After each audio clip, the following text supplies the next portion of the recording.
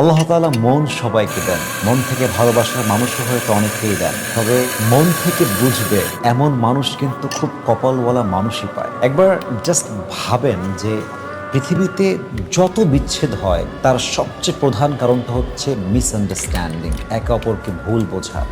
আসলে তোমাকে ভালোবাসি, তোমাকে ভালোবাসি, তোমাকে ভালোবাসি, মুখে বলা তো মানুষ বস্তা ভরা পৃথিবীতে পাওয়া যাবে, কিন্তু মন থেকে আপনাকে বুঝবে, আপনার ইমোশন বুঝবে, আপনার ফিলিংস বুঝবে, আপনাকে ভ্যালু দিবে, আপনার সুখে দুঃখে কষ্টে অলওয়েজ আপনার হাতটা ধরে বলবে আই এম উইথ ইউ, যা হয়ে যাক I will be there for you, আমি তোমার সাথে আছি, আমি অনেস্ট, আমি লয়াল, আমি তোমাকে কখনো ছাড়বো না।